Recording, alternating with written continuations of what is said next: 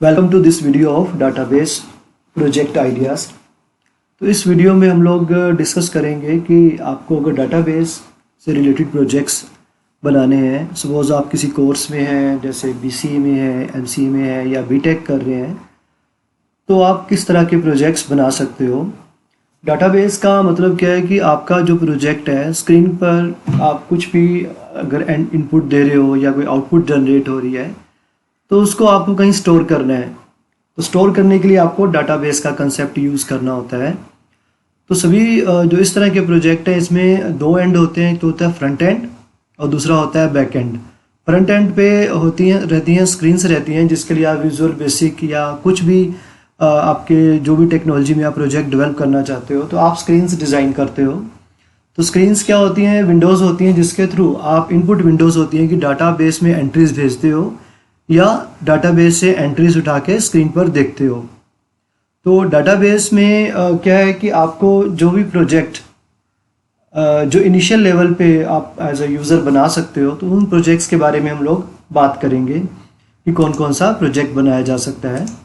तो जैसे हम लेते हैं इसमें इन्वेंट्री कंट्रोल मैनेजमेंट सिस्टम। तो बहुत ही ट्रेडिशनल टॉपिक है इन्वेंट्री का, और ये इजी भी रहता है क्योंकि इनिशियली जब भी आप प्रोजेक्ट डेवलप करो तो आपको उसी टॉपिक पे ही शुरुआत करनी चाहिए जिसका थोड़ा सा आपको बेसिक आइडिया भी हो।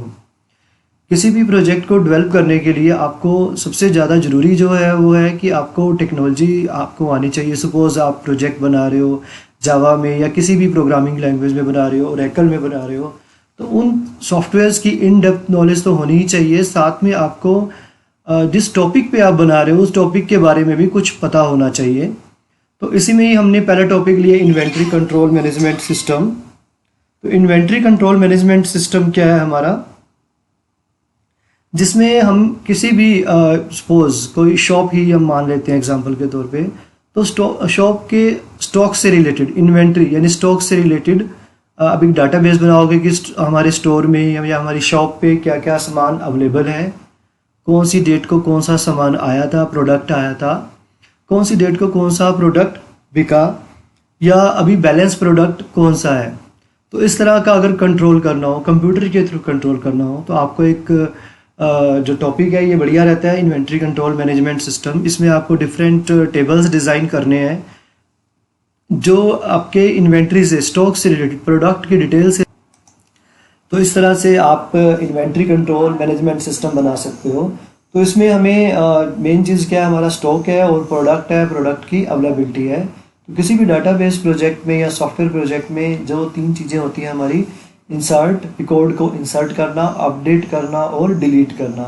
ये तीन तरह के ऑपरेशन होने चाहिए कि जैसे ही कोई नया प्रोडक्ट आए स्टोर में या हमारी मार्केट में या हमारे कहीं भी जो हमारी ऑर्गेनाइजेशन है जिसके लिए हम ये प्रोजेक्ट बना रहे हैं, तो न्यू प्रोडक्ट की एंट्री हो सके। प्रोडक्ट अगर बिके या कुछ हो तो प्रोडक्ट की जो अवेलेबिलिटी है उसको हम अपडेट कर सकें, और जब कोई प्रोडक्ट हम आगे से नहीं रखना चाहते तो प्रोडक्ट की एंट्री को हम लोग डिलीट कर सकें।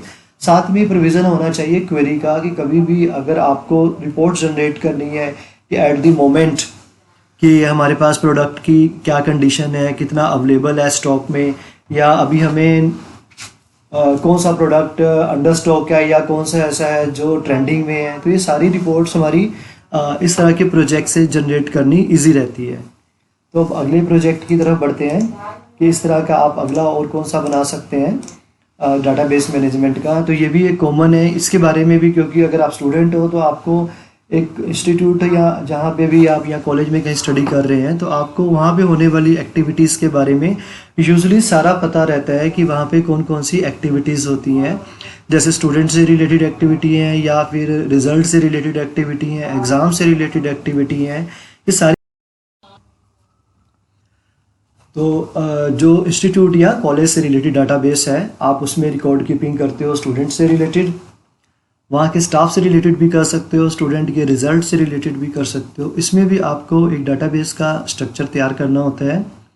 अगर आप RDBMS का कंसेप्ट यूज़ कर रहे हो तो वो स्ट्रक्चर टेबल्स की फॉर्म में होना चाहिए। आपको डिफरेंट टेबल्स डिसाइड करने होते हैं जिसमें वो स्टूडेंट की इंफॉर्मेशन भी स्टोर कर सके, रिज़ल्ट की इंफॉर्मेशन भी स्टोर कर सके, और अगर आप फीस का कवर कर रहे हो या स्टाफ का टॉपिक भी कवर कर रहे हो तो वो भी उससे रिलेटेड टेबल्स भी होने चाहिए। टेबल्स आपको इस तरह से बनाने होते हैं कि आपको टेबल वो नॉर्मलाइज्ड हो, कि कोई भी इंफॉर्मेशन उसमें रिडंडेंट ना रहे, रिपीट ना हो।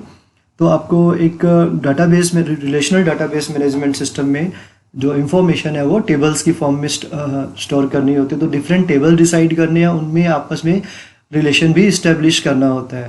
तो चलो ये टॉपिक इस वीडियो से रिलेटेड नहीं है, तो मैं जस्ट वैसे ही बता रहा हूँ कि आपको इंफॉर्मेशन जो डाटाबेस में स्टोर करनी है कॉलेज या इंस्टीट्यूट से रिलेटेड, तो वो आप उसके टेबल्स बनाएं, डाटाबेस बना सकते हैं। फिर किसी फ्रंट एंड को यूज़ करके इनपुट स्क्रीन और आउटपुट जो क्वेरीज हैं या आउटपुट्स रिपोर्ट्स हैं वो आप जनरेट कर सकते हैं। तो अभी थर्ड टॉपिक की तरफ बढ़ते हैं जो आप बना सकते हो इसमें, वो है हमारा होटल मैनेजमेंट सिस्टम। तो ये भी एक कॉमन सा है, मैं इसमें सभी सिंपल वाले ही कवर कर रहा हूँ ताकि जो चीज़ें हमारे आसपास हैं, क्योंकि अगर हम शुरू में एक्सपेरिमेंटल हो जाएं कि जो चीज़ों के बारे में हमें नहीं पता, हम कहें कि हम प्रोजेक्ट उसी से रिलेटेड बनाएं, तो हमारे लिए बड़ा मैसी सा हो जाता है बाद में प्रोजेक्ट को हैंडल करना। तो शुरू में आपको अप्रोच सिंपल ही रखनी चाहिए एज अ बिगिनर, कि ऐसी चीज़ से रिलेटेड आप प्रोजेक्ट बनाओ जो यूजुअली आप जिन सर्विसेज को यूज़ करते हो जहाँ पे वो काम मैनुअली हो रहा होता है। तो जैसे होटल्स का मैंने होटल का एग्जांपल लिया कि होटल में आपको रूम्स का डाटाबेस बनाना होता है, होटल के रेस्टोरेंट का डाटाबेस बनाना होता है, होटल का स्टाफ है या होटल में जो गेस्ट आके रुकते हैं उसका चेक इन चेक आउट। तो ये सारी चीज़ें आप डाटाबेस प्रोजेक्ट में बना सकते हैं, इससे रिलेटेड एक प्रोजेक्ट बना सकते हैं। देखो अगर आप टॉपिक कोई भी लो, बस उसमें ये होता है कि आप ऐसा टॉपिक मत शुरू में जब एज अ बिगिनर होता है, क्योंकि बाद में जब आप प्रोफेशनल हो जाओगे फिर तो कुछ भी बनाना है। लेकिन as a student, as a beginner topic वही चूज़ करो जिसकी इंफॉर्मेशन आपको थोड़ी बहुत ही ऑलरेडी हो, कि सारा कुछ परसेप्शन से, अजम्पशन से ना चले कि आपने ऐसा मान लिया ऐसा होता है। ऐसा नहीं होना चाहिए, कि आपको कुछ इंफॉर्मेशन उसके बारे में, कुछ एंटिटीज़ जो हैं उससे रिलेटेड हैं उनकी इंफॉर्मेशन ऑलरेडी होनी चाहिए। और दूसरा, जब भी आप अगर प्रोजेक्ट कोई डिसाइड भी कर लेते हो तो उसके जो मॉड्यूल्स हैं, उसकी जो कवरेज है वो शुरू में थोड़ी कम रखें, कि हम कम पार्ट को कवर करेंगे क्योंकि हम कंप्यूटराइज्ड अप्रोच करने जा रहे हैं। एक ईआरपी नहीं बना रहे कि हम ये भी कर लें हम वो भी कर लें और बाद में पता लगे कुछ भी नहीं हो रहा, क्योंकि यूजुअली आपके कोर्स में ड्यूरेशन है वो फिक्स होता है 4 मंथ्स का या 16 वीक्स का, या थोड़ा बहुत कम ज़्यादा होता है। तो आप ये देखिए कि आप अगर आप बिगिनर हो तो आप उस टाइम में कितना काम कर पाओगे। तो टॉपिक भी आपको थोड़ा सा सिंपलर ही लेना चाहिए जब आप लर्निंग में हो। और दूसरा, उस टॉपिक से रिलेटेड जो आगे मॉड्यूल्स हैं कि आप उसमें क्या क्या काम करोगे, वो भी आपको शुरू में थोड़े कम लेने चाहिए। बाद में आप अगर टाइम बचे तो और भी ऐड ऑन कर सकते हो, लेकिन अगर आप शुरू में सारा कुछ कॉम्प्लिकेटेड कर लोगे तो प्रोजेक्ट को कंप्लीट करना, प्रोजेक्ट को इंटीग्रेट करना बाद में बहुत मुश्किल हो जाता है। तो इसमें वीडियो में आगे बढ़ते हैं, अगला टॉपिक लेते हैं, एटीएम मैनेजमेंट सिस्टम डाटाबेस। तो एटीएम तो वैसे मशीन्स हैं, हार्डवेयर मशीन्स हैं जो बैंक के डाटाबेस से जुड़ी होती है। तो हम इसका सिमुलेटर बना सकते हैं, कि जैसे आप एक स्क्रीन डिज़ाइन कर सकते हो जिसमें एटीएम की स्क्रीन पे जो जो चीज़ें आती हैं, कि आप कार्ड एंटर करते हो, वहाँ पे एज अ इनपुट आप कार्ड नंबर डालोगे, फिर वो आपसे पिन नंबर पूछेगा, आप पिन एंटर करोगे। उसके बाद वो जो भी स्क्रीन पर हमारी एटीएम की स्क्रीन पर आती हैं कि आपको इन्फॉर्मेशन स्क्रीन पर डिस्प्ले होती है कि आपको कुछ विड्रॉल करना है या कितना अमाउंट विड्रॉल करना है, किस तरह के अकाउंट है, सारी इन्फॉर्मेशन जो आप यूजुअली एटीएम पे करते हो, क्योंकि एटीएम कार्ड सभी लोग यूज़ कर रहे हैं, उन सभी स्क्रीन को आप सॉफ्टवेयर से डिज़ाइन कर सकते हो। उससे रिलेटेड डाटाबेस आपको बनाना है। तो वही जो मेन 3 ऑपरेशन है, इंसर्ट, अपडेट और डिलीट, तीनों ऑपरेशन होंगे। और साथ में कुछ रिपोर्ट राइटिंग से रिलेटेड, रिपोर्ट जनरेशन से रिलेटेड आपको काम करना है। नेक्स्ट है हमारा बस रिजर्वेशन सिस्टम। बस रिजर्वेशन, जैसे बस की आप टिकट बुक कर रहे हो, ये भी एक छोटा सा प्रोजेक्ट है, इजी है, ये काम भी आप यूजुअली करते ही हो। तो बिगिनर के लिए ये भी बहुत बढ़िया है प्रोजेक्ट, कि आपको कोई भी एज अ कस्टमर या एज अ पैसेंजर आप एज्यूम कर सकते हो कि आपको इससे रिलेटेड वेबसाइट्स ऑलरेडी ही हैं कि टिकट कैसे रिज़र्व होती है, सोर्स इंफॉर्मेशन डालनी पड़ती है, डेस्टिनेशन डालनी पड़ती है, टिकट प्राइस फिर वो स्क्रीन पर आते हैं। तो इस तरह से भी आप एक सिमुलेशन टाइप का डाटाबेस बना सकते हो। नेक्स्ट है हमारा warehouse database management system. तो किसी वेयर हाउस से रिलेटेड भी आप एक डाटाबेस मैनेजमेंट सिस्टम का प्रोजेक्ट बना सकते हो। इसको आप अगर शुरू करें तो एज अ बिगनर में ना लें, जब थोड़ा सा आपने एक आधा छोटा प्रोजेक्ट बना लिया हो, क्योंकि वेयर हाउस का प्रोजेक्ट थोड़ा सा बड़ा हो जाता है। लेकिन बेसिक वही 3 ऑपरेशन है, insert, DML operation, data manipulation language का जो ऑपरेशन है, इंसर्ट, अपडेट और डिलीट, साथ में रिपोर्ट जनरेशन। तो उसके बाद आप वेयर हाउस से रिलेटेड जिस तरह का वेयर हाउस है उसकी इंफॉर्मेशन गैदर कर सकते हैं और सॉफ्टवेयर को डेवलप कर सकते हैं। नेक्स्ट है हमारा ग्रोसरी स्टोर इन्वेंट्री मैनेजमेंट। शुरू में वैसे फर्स्ट प्रोजेक्ट में मैंने लिया था इन्वेंट्री। उसमें इन्वेंट्री तो किसी भी चीज़ की हो सकती है, जैसे मान लो ग्रोसरी स्टोर की भी हो सकती है, या हार्डवेयर स्टोर हो सकती है, पेंट के स्टोर है, प्लाईवुड स्टोर है, या रेस्टोरेंट का से रिलेटेड जो खाने पीने का है, या कुछ भी ऐसी चीज़ें, या कोई रेडीमेड गारमेंट है। किसी भी चीज़ की इन्वेंट्री तो किसी भी स्टॉक तो किसी भी चीज़ का हो सकता है। अब ये इसमें एक स्पेशलाइज हमने कर दिया कि पर्टिकुलर कर दिया कि ग्रोसरी स्टोर, किराने की दुकान से रिलेटेड आपको एक इन्वेंट्री बताना है। क्योंकि जैसे मान लो शॉपकीपर्स हैं वो भी मैनुअली जब करते हैं तो अपनी शॉप पे जो उनका आइटम्स कम हो रही हैं वो एक डायरी में नोट करते रहते हैं, ताकि वो भी जब परचेज़ करें तो जो आइटम शॉर्ट हैं वो उससे रिलेटेड आइटम्स ही, वही आइटम्स ही अपनी नेक्स्ट परचेज में परचेज करते हैं अपने कस्टमर्स के लिए। तो इस तरह से भी एक छोटा प्रोजेक्ट आप बना सकते हो किसी ग्रोसरी स्टोर के लिए। ग्रोसरी स्टोर का इन्वेंट्री, बात स्टॉक की ही हो रही है, ग्रोसरी स्टोर का स्टॉक मैनेजमेंट सिस्टम। नेक्स्ट है हमारा पेरोल सिस्टम। पेरोल होता है कि जो सैलरी से रिलेटेड सिस्टम है, किसी भी ऑर्गेनाइजेशन में या इंस्टीट्यूट में या कॉलेज में या कंपनी में जो एम्प्लॉयज़ काम करते होते हैं, तो सभी एम्प्लॉयड है, वहाँ सैलरी लेते हैं। किसी की सैलरी कुछ है, किसी की ज़्यादा है, किसी कम है। हर एक का एक पर्टिकुलर पे स्केल होता है, ठीक है, और उसके लेवल के हिसाब से पे स्केल उसको दिया जाता है। तो एम्प्लॉयज़ से रिलेटेड है तो आप इस तरह का भी डेवलप कर सकते हैं कि किस एम्प्लॉय की सैलरी कितनी है, पर्टिकुलर मंथ में सैलरी से रिलेटेड जो बिल बनते हैं वो सारे इसमें आप जनरेट कर सकते हो। तो नेक्स्ट है हमारा मार्कशीट जनरेशन। तो ये भी एक इंटरेस्टिंग प्रोजेक्ट है कि आप एक मार्कशीट जनरेट कर सकते हो डाटाबेस की हेल्प से, जिसमें आपको क्या करना है कि आपने ये मान के चलना है कि आपके पास मार्क्स ऑलरेडी अवेलेबल हैं स्टूडेंट के डिफरेंट सब्जेक्ट्स के, आपने डाटाबेस में डालने हैं। फिर कंडीशंस लगानी है आपको कि वो बच्चा वो स्टूडेंट सभी सब्जेक्ट में पास है या नहीं है, मिनिमम पासिंग मार्क्स की कंडीशन लगानी है। तो उस हिसाब से उसकी मार्कशीट पे आउटपुट आएगी फॉर्मेटेड वे में। नेक्स्ट है हमारा सैलरी मैनेजमेंट सिस्टम। जैसे मैंने पहले बात की है पेरोल मैनेजमेंट सिस्टम, ये भी उसका दूसरा नाम ही है लगभग, सैलरी मैनेजमेंट सिस्टम। तो किसी भी ऑर्गेनाइजेशन को जो सैलरी बांटनी होती है हर महीने के शुरू में, जो लास्ट मंथ वर्कर्स ने काम किया है, तो उससे उसकी मैनेजमेंट से रिलेटेड भी आप एक प्रोजेक्ट बना सकते हैं।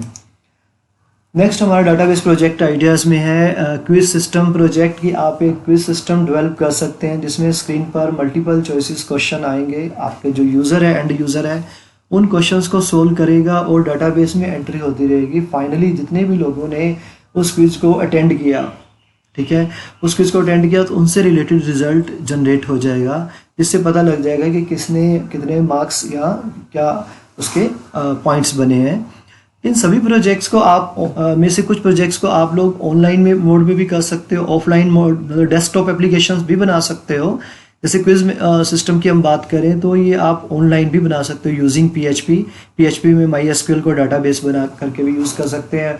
या अगर कहीं कुछ ऑनलाइन नहीं है, आपकी कोई ऐसा इंस्टीट्यूट है जहाँ पे आप ये करना चाहते हो, तो एक desktop application using visual basic and Oracle या कुछ भी ऐसा आप यूज़ कर सकते हैं। तो इससे रिलेटेड जो अभी हम वीडियो में आगे बढ़ते हैं, तो अभी तक जो हमने बात की है आगे भी करेंगे, इससे रिलेटेड या किसी और प्रोजेक्ट से रिलेटेड कुछ भी आपको, क्योंकि प्रोजेक्ट में लेंथ की इस वीडियो में लेंथ की लिमिटेशन है, तो आप कमेंट्स में वो चीज़ पूछ सकते हैं। कोई प्रोजेक्ट आपको डिस्कस करना है या आपको कोई और आइडिया है तो प्रोजेक्ट के कमेंट में, इस वीडियो के कमेंट में आप पूछ सकते हैं। साथ में ही हम आपको ऑप्शन देंगे कि अगर इनमें से जो प्रोजेक्ट हमने डिस्कस किए हैं, तो अगर आपको कोई प्रोजेक्ट रेडी टू यूज़ चाहिए, डेवलप चाहिए, तो वो भी हम आपके लिए अरेंज कर सकते हैं। वैसे हमारी इस तरह की कोई सर्विसेज नहीं है, लेकिन थ्रू कॉन्टैक्ट प्रोग्राम हम आपको ये प्रोजेक्ट, जैसे आप स्टूडेंट हो, आपको आइडिया लेना है इस प्रोजेक्ट में क्या, या आपके पास आप स्टूडेंट हो जो कुछ इस तरह से पढ़ रहे हो, कोरस्पोंडेंस मोड में पढ़ रहे हो, आपको टाइम नहीं मिल रहा आपकी रेगुलर जॉब के साथ में, और आपको इनमें से ही कोई प्रोजेक्ट चाहिए अब सबमिट कराने के लिए या प्रेजेंटेशन देने के लिए, तो एक मिनिमम अमाउंट में हम वो प्रोजेक्ट भी आपको अवेलेबल कराएंगे। तो उसके लिए भी आपको कमेंट में आके ये बताना है कि आप इंटरेस्टेड हो, और लेकिन उसमें आपको अपना मोबाइल नंबर नहीं छोड़ना, बस आपने अपना ये बताना है। उसके बाद फिर हम आपसे फर्दर कोरस्पॉन्डेंस थ्रू ईमेल करेंगे। तो वीडियो में आगे बढ़ते हैं। नेक्स्ट है बुटीक मैनेजमेंट सिस्टम। ये भी इंटरेस्टिंग है। बुटीक से रिलेटेड एक्टिविटीज़ का भी आप एक मैनेजमेंट सिस्टम बना सकते हो। बुटीक में क्या स्टॉक है या जो भी चीज़ें बुटीक में बिकती हैं, जैसे मान लो लेडीज़ से रिलेटेड बुटीक है, लेडीज़ की ड्रेसेस हैं या ऑर्नामेंट्स हैं या और भी चीज़ें जो होती हैं, तो उसकी मैनेजमेंट सिस्टम का भी ये एक यूनिक आइडिया है, क्योंकि अभी बुटीक्स का ही ट्रेंड है। तो इससे रिलेटेड आप ऐप भी बना सकते हैं, इससे रिलेटेड आप ऑनलाइन एप्लीकेशन भी बना सकते हैं या स्टैंड अलोन डेस्कटॉप एप्लीकेशन भी बना सकते हैं। नेक्स्ट है हमारा फीस मैनेजमेंट सिस्टम। ये भी एक इंटरेस्टिंग आइडिया है प्रोजेक्ट के लिए कि इंस्टीट्यूट जहाँ पे आप स्टडी कर रहे हो वहाँ पे फीसिस, स्टूडेंट की फ़ीस की कलेक्शन से रिलेटेड कि कितनी फ़ीस की कलेक्शन हुई या पर्टिकुलर कौन कौन से स्टूडेंट की फ़ीस पेंडिंग है या आ चुकी है। तो इस तरह का भी एक प्रोजेक्ट डाटाबेस मैनेजमेंट सिस्टम से रिलेटेड आप एक प्रोजेक्ट बना सकते हैं। नेक्स्ट है मोबाइल रिचार्ज स्टोर से रिलेटेड भी बना सकते हैं कि रिचार्ज शॉप्स होती हैं या स्टोर्स होते हैं कि उसमें आप यूजली प्रोजेक्ट वो यूज़ नहीं करते हैं कि रैंडम रहता है कि लोग आते हैं रिचार्ज करवाते हैं चले जाते हैं।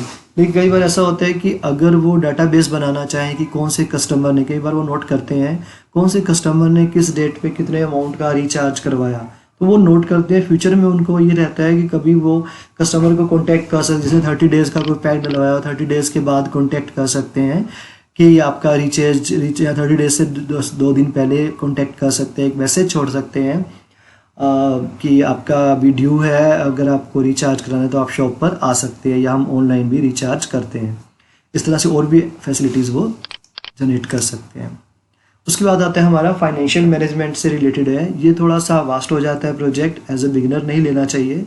तो ये होता है किसी भी कंपनी या जो ऑर्गेनाइजेशन है उसमें फाइनेंस से रिलेटेड जो एक्टिविटीज़ हैं, उसकी अकाउंट बुक्स होती हैं, जो डेली बुक्स होती हैं, लेजर्स होते हैं या और भी जो फाइनेंशियल स्टेटमेंट्स होती हैं, उससे रिलेटेड आप एक मैनेजमेंट सिस्टम बना सकते हैं।